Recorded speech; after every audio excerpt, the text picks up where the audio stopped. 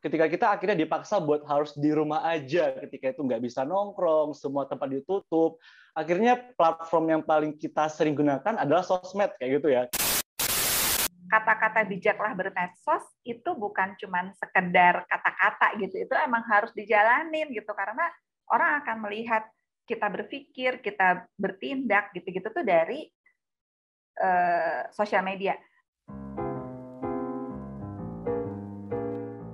Halo semuanya, selamat datang kembali di podcast YXZ, podcast yang membahas generasi muda, baik generasi Z maupun generasi milenial, yang terkadang juga mengundang beberapa generasi X untuk membahas anak muda. Nah, sore hari ini kita akan membahas penggunaan sosial media dari berbagai generasi. Kita sudah kedatangan 3 tamu yang sangat keren. Ada Mbak Uti, halo ada semuanya. Mas Dori, ya, Halo dan semuanya. Mbak Ira. Halo. Ini aku panggil Mbak dan Mas dulu, biar nanti masing-masing kenalan, menceritakan latar belakangnya, biar pendengar bisa menebak kira-kira siapa yang mewakili generasi mana. Dari Dori dulu deh, boleh? Dori, boleh memperkenalkan Halo namanya? semuanya, selamat sore. Perkenalkan, aku Dori, umur nggak usah disebut, kalau ketahuan kalau menetnya seberapa. Sekarang aktivitasnya bekerja di swasta company, bergerak di bidang logistik dan ekspedisi. Kemudian aktivitas selain sebagai budak korporat, juga aktif dalam beberapa sosial media, ngebuat semacam webinar untuk ngebahas hal-hal yang mungkin relate gitu loh dengan kehidupan saat ini, kayak gitu. Oke, terima kasih Dori. Berikutnya Mbak Uti, boleh kenalan Mbak? Oke, halo semuanya, saya Uti. Saya kegiatan aku sekarang itu adalah trainer sama facilitator, terutama untuk marketing, communications, branding, digital marketing, ya seputaran itu ya. Terus juga sekarang jadi certified coach untuk life sama karir dan leadership. Pengalamannya lumayan di korporasi. Oh, nggak boleh nyebutin berapa lamanya ya? Boleh juga ya? Mbak. Nggak apa-apa, oke. Pokoknya udah 2 digit ya pengalamannya di korporasi, terus kemudian makanya dari situ melebarkan sayap ke human resource development, karena saya sangat percaya semua orang itu punya potensi dan semua orang harus dibantu untuk menggali potensinya. Jadi kira-kira gitu deh gambarannya saya. Gitu Mas Edo. Oke, terima kasih Mbak Uti, menarik background-nya, nanti bisa sharing-sharing terkait background-nya dengan konteks tema kita hari ini. Ya. Oke. Ira, silakan. Kak Ira, halo Mbak Ira. Semuanya, ini bisa pagi, siang, sore, malam ya, jadi halo aja, general. Nama aku Sarafin Amira, bisa dipanggil Ira, dan aku baru lulus dari Fakultas Ekonomi di Universitas Padjadjaran. Umur aku 21 tahun, ini bisa disebut soalnya aku masih percaya diri sama umurku. Dan aku sekarang lagi magang internship di Zalora. Nah, aku magang sebagai account management intern, jadi setengahnya juga banyak nge-handle social media dari Instagram, TikTok, sama Facebook. Gitu. Oke, makasih Ira. Sebenarnya nggak disebutin apa background pekerjaannya, itu pun juga udah kelihatan ya dari mukanya teman-teman yang ada di sini. Oke. Mewakili ya. Mewakili.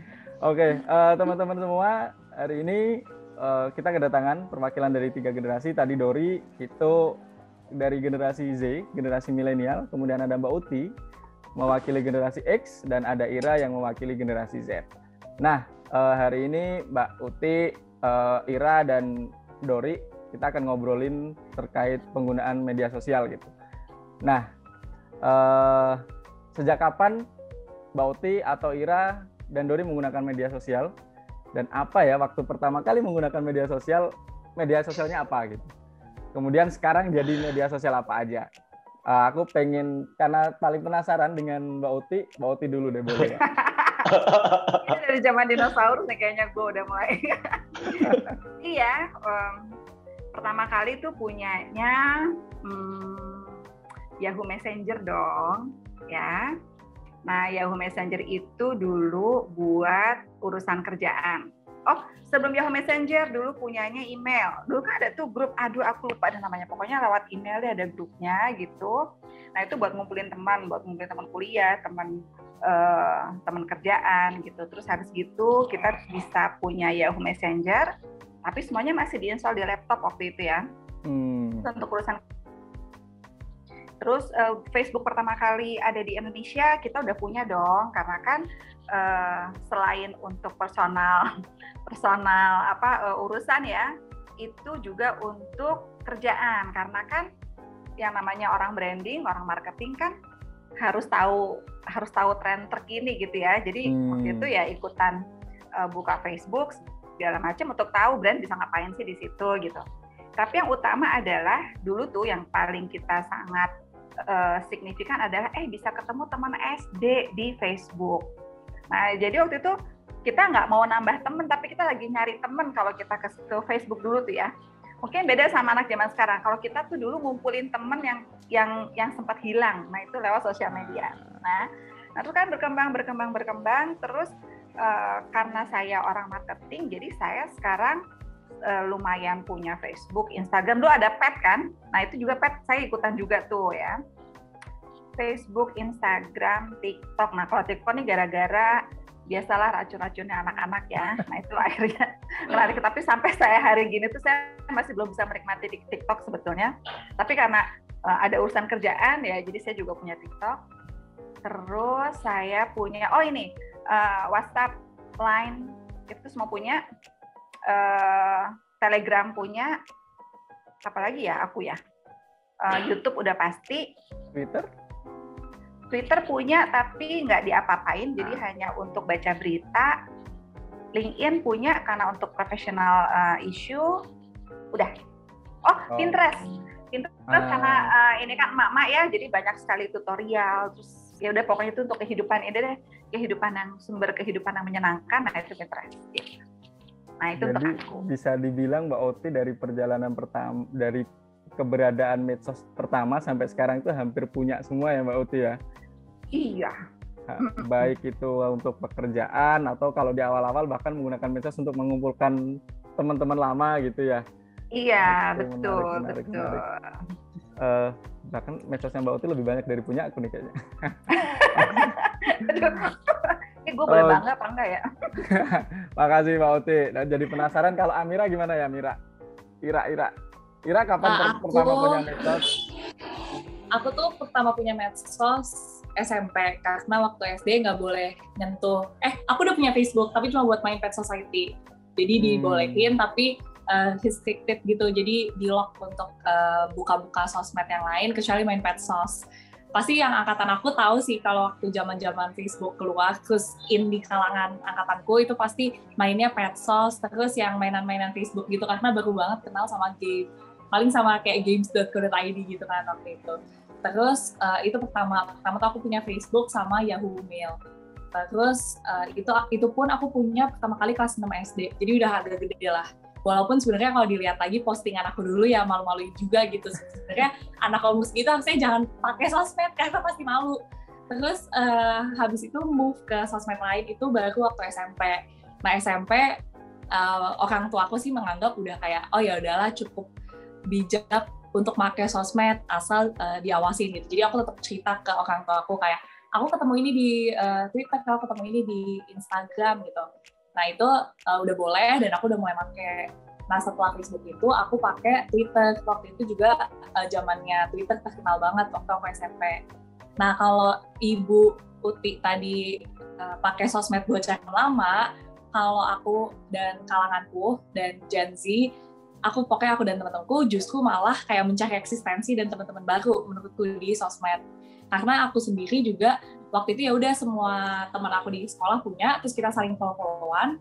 Terus somehow waktu itu yang punya followers banyak tuh yang paling keren. Jadi kita kayak ngejar temenan sama artis, sama orang-orang keren gitu sebelum ada istilah panjat sosial gitu. Tapi ya dulu sort of like that lah, kayak anak-anak SMP SMA pakai Twitter, Instagram zaman dulu ya sama sih sebenarnya untuk kayak mencari jati diri dan eksistensi gitu. Makanya kita gimana pun caranya ngikutin what is cool and what is the trend what is the trend right now gitu. Nah itu kita bisa lihat di Tumblr, zaman dulu ada Tumblr, tapi orang tua nggak main, aku tahu. Tumblr isinya anak-anak, itu kita highly influenced by white people banget lah, Americans gitu, kayak estetik yang kayak zodiak gitu.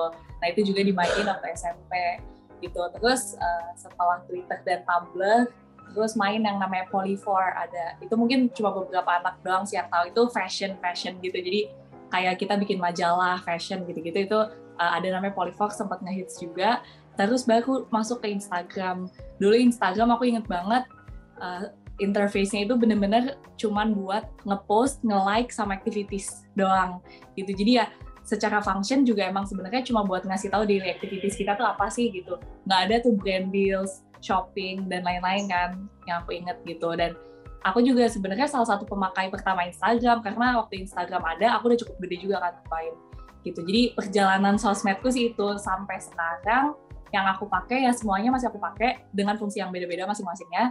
Dan sekarang itu aku paling aktif banget Twitter, Instagram, karena harus juga karena kerjaanku, dan TikTok.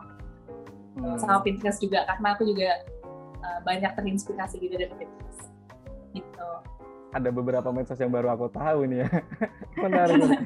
Ira, kalau itu yang ABG doang yang tahu. Iya. Ira, kalau yang dipakai sekarang boleh disampaikan nggak penggunaannya untuk apa aja saat ini? Penggunaannya untuk kalau misalkan in general yang aku lihat sih, tadi aku sempat baca juga, kan aku udah tahu nih bakal ditanya apa. Terus aku sempat baca juga kalau persentase paling besar di Gen Z itu buka sosmed untuk shopping inspiration. Jadi kayak TikTok tuh ada hashtag racun TikTok gitu kan. Terus influencer tuh sekarang juga pada pakai kayak hashtag racun Cimon gitu. Itu ada satu influencer. Kayak mereka tuh mengklaim dirinya, dan orang-orang pun juga emang ngikutin apa yang mereka beli gitu. Dan ternyata itu kayak 97% Gen Z buka sosmed untuk cari tahu barang-barang yang lucu apa, yang lagi trending apa, itu mereka buka sosmed. Terus di bawah itu mereka untuk cari entertainment. Itu kalau secara general. Dan aku pun kalau ngelihat pribadi sendiri, aku buka sosmed ya juga yang sama, kecuali aku nggak shopping, karena aku tuh kayak baju bikin sendiri, apa-apa bikin sendiri di rumah. Jadi selain shopping kayak untuk entertainment, terus untuk aku pamerin hal-hal yang udah aku bikin di rumah yang seru-seru, ya aku pergi ke sosmed.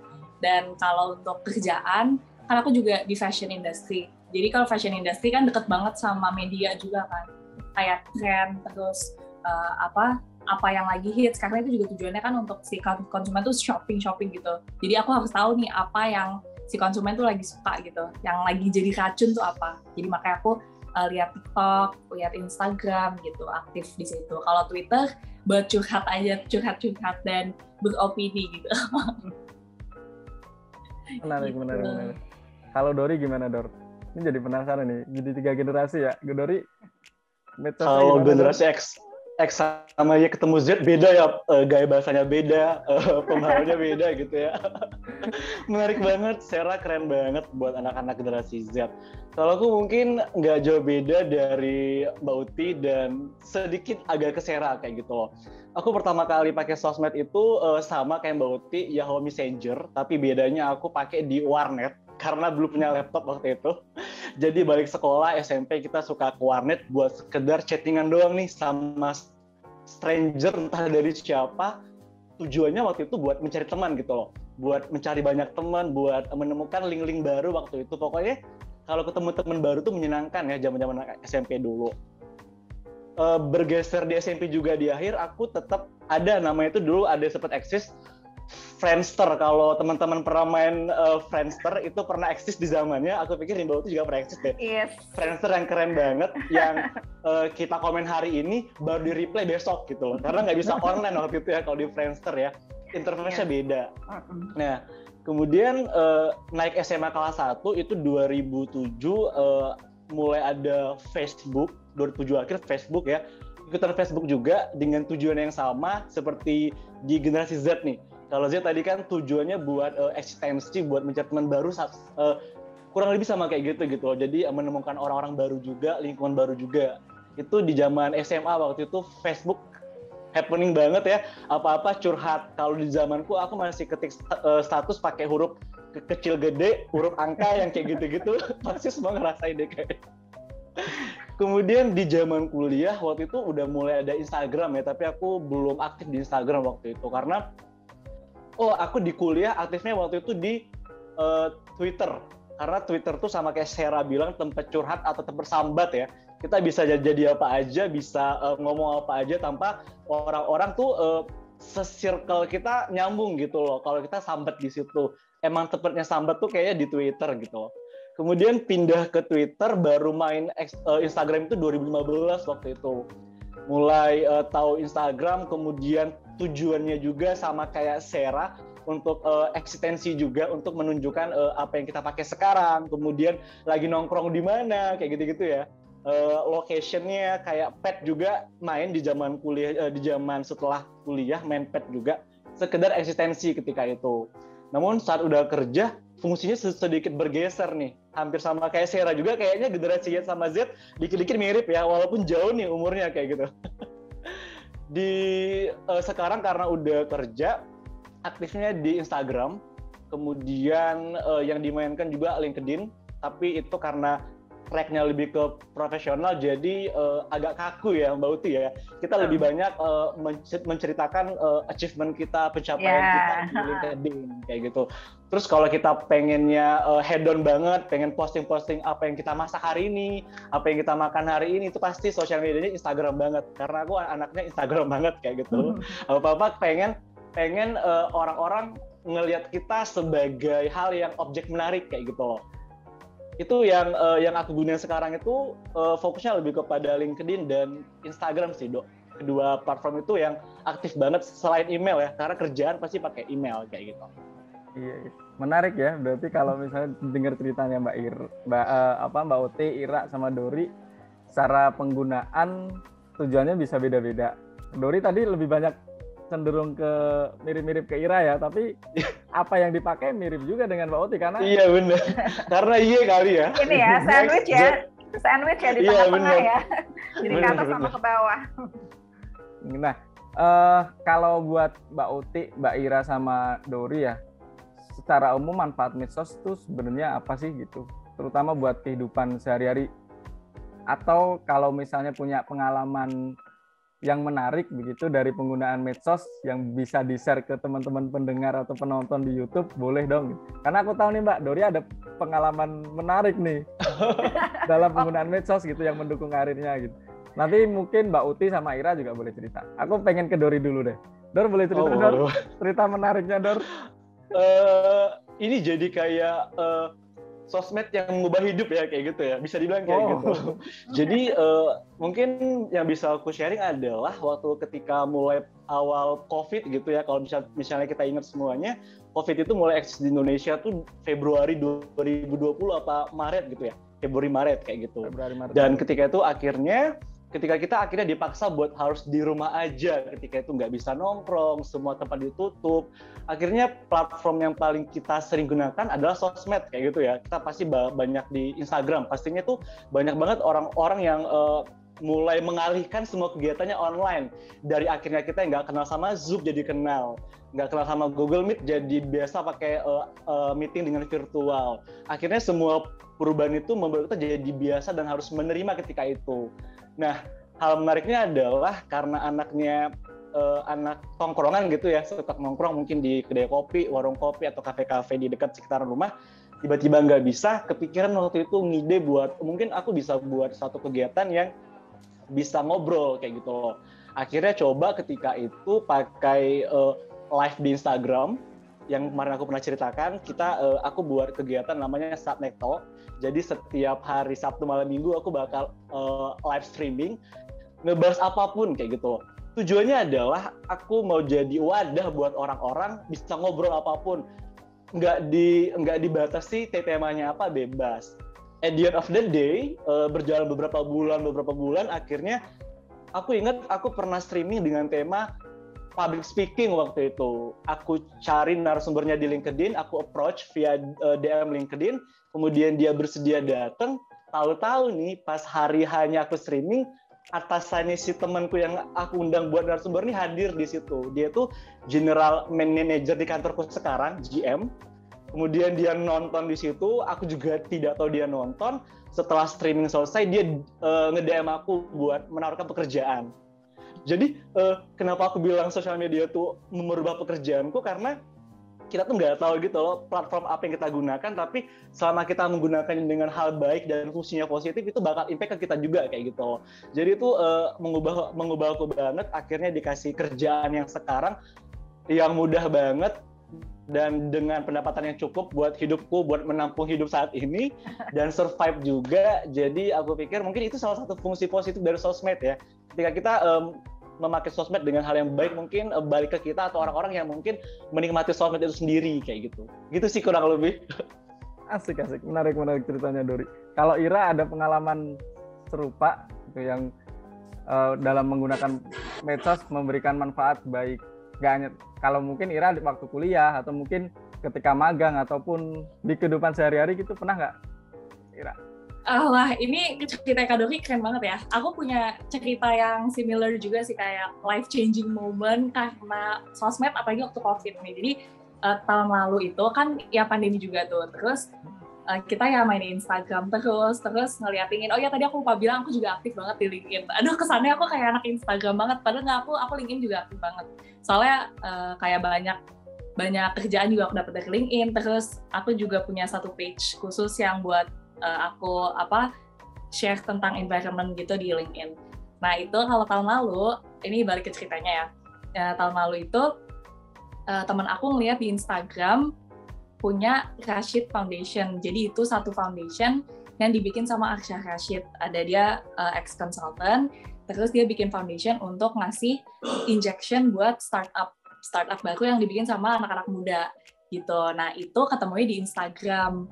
Nah karena dulu tuh aku emang ada momennya suka banget lomba. Nah itu tuh karena waktu kuliah ya kayak udah semester akhir, udah mulai terbiasa juga cara belajarnya, jadi udah mulai bosan gitu, kayak ya udahlah nilai gampang lah, kita cari yang lain yang lebih challenging gitu. Dan aku sama temen-temenku rajin ikut lomba waktu itu. Terus thanks to Instagram dan thanks to teman aku yang menemukan announcement itu, kita ketemu tuh si Rashid Foundation. Akhirnya aku bertiga sama timku ikut lomba. Terus somehow itu padahal kompetitornya banyak banget kayak seluruh Indonesia. Terus kita usaha ini kayak latihan sampai pagi gitu buat presentasi. Terus tiba-tiba we made it to top 10, terus top 3. Terus ternyata waktu di-announce menang juara 1 gitu. Dan itu salah satu life changing moment aku kayak si Kak Dori gitu. Kayak aku nggak pernah nyangka juga kalau plan aku yang kayak tadinya cuma ide-ide doang, terus cuma dibitingin pas sambil makan malam sama teman-teman aku, itu tuh kayak bisa jadi reality karena sosmed gitu, kayak thanks to Instagram gitu. Kalau misalkan nggak ada Instagram itu juga nggak akan kejadian gitu. Dan sekarang aku tuh baru mulai aktifin lagi, kayak sebenarnya during 1 tahun ini ya kita bikin activation di sosmed segala macam buat si bisnis aku yang ini. Tapi kayak aku baru fokus sekarang di LinkedIn, jadi aku rajin nulis juga gitu untuk supaya marketnya memperbesar gitu, jadi ke profesional juga gitu. Nah itu salah satu life changing moment karena sosmed sih. Dan karena aku aktif di LinkedIn juga, kan aku juga kayaknya suka ngomong ya, kayaknya ini kelihatan ya dari kita ngobrol gini, aku cerewet gitu. Dan karena Instagram juga, jadi aku tuh pokoknya berjanji apapun yang aku post di sosmed itu nggak boleh hal yang negatif. Even misalkan aku lagi stres atau aku lagi sedih atau emang hidup tuh lagi chaos gitu, nggak boleh, pokoknya influence yang keluar dari akunku di sosmed itu harus positif gitu. Jadi aku juga emang punya cita-cita kayak pengen banget ya jadi influencer, kan gampang ya hidupnya gitu, tapi kayak cenderung influencer kan cari sensasi lah, ngeluarin hal-hal negatif supaya dapat perhatian. Aku nggak mau kayak gitu. Aku pastiin semuanya harus positif. Dan pelan-pelan karena aku kayak sharing hobi aku, kayak aku suka ngejahit, terus aku sharing betapa bahagianya aku ngelakuin hobiku. Terus aku tuh banyak banget share kegiatan di rumah yang menyenangkan gitu selama pandemi ini. Terus ternyata teman aku notice gitu yang kerja di makeup brand, dan kayak tiba-tiba aku dapat brand deals kayak, Ika, kita seneng banget ngeliat activities kamu gitu, jadi kamu mau nggak bikin video buat brand kita gitu. Terus aku pas di Zalora juga ternyata si bos aku juga ngeliat, terus Ira nih bisa nih bikin video-video fashion gitu, ya udah deh kita jadiin talent aja gitu buat bikin video baju gitu. Dia so many opportunities datang karena kayak Kak Dori tadi bilang gitu, waktu kita menuai banyak hal bagus di Instagram, di sosmed, di LinkedIn, di Twitter segala macem, ya pelan-pelan datang aja gitu. Menurut kayak gitu sih Mas Edo. Luar biasa, Ira, Dori. Jadi pengen semangat menggunakan medsos dengan baik. Tapi selama ini nggak pernah menggunakan medsos dengan baik. Oke, Mbak Uti, ada cerita lain, Mbak? Kalau aku mau ngelihatnya dari sisi yang beda ya. Kalau mungkin karena dari pengaruh kerjaan juga, medsos itu adalah salah satu cara yang bisa melihat sistem kontrol. Gitu ya. Nah, jadi nanti mungkin untuk generasi-generasi di bawah itu juga perlu diperhatikan. Nah, tadi Ira bilang itu juga benar ya. Jadi kita nih sebagai leader di sebuah company, kebetulan saya lama sekali ada di management position, di mana keputusan untuk menerima pekerja, menerima pegawai segala macam itu dipengaruhi besar oleh sosmed. Ya, jadi dulu ya, 5 tahun yang lalu gitu ya, kalau kita menerima pegawai itu kita ada tes tertulis, kemudian kita juga interview, itu cukup. Kalau sekarang ada tes tertulis, ada interview, terus kemudian semua HR pasti akan membuka sosmednya. Mereka akan bicara apa di sosmed. Nah, itu gunanya sosmed buat saya. Jadi itu adalah salah satu cara untuk kita melihat dia itu suka nyampah apa enggak sih, gitu. Kecenderungan nyampah itu beda. Ada orang yang dia bekerja di perusahaan A, kemudian di sosmednya dia maki-maki perusahaan A. Nah, itu kan kalau buat saya sebagai penerima pekerja, saya udah pasti nggak akan hire orang itu. Ya. Kan dia mencari makan dari perusahaan itu. Jadi ya jangan ngomelnya di sosmed gitu loh. Kalau dia punya masalah sama perusahaan, ya ngomong aja langsung ke perusahaannya gitu kan. Nah, jadi itu adalah salah satu sistem kontrol yang digunakan oleh saya terutama ketika saya mau merekrut orang. Kemudian juga yang kita lihat adalah cara dia beropini. Nah, jadi ada orang, kalau saya pribadi gitu ya, saya pribadi bisa mulai belajar untuk melihat anak ini, orang ini tuh punya struktur berpikir yang rapih apa enggak dari cara dia menulis.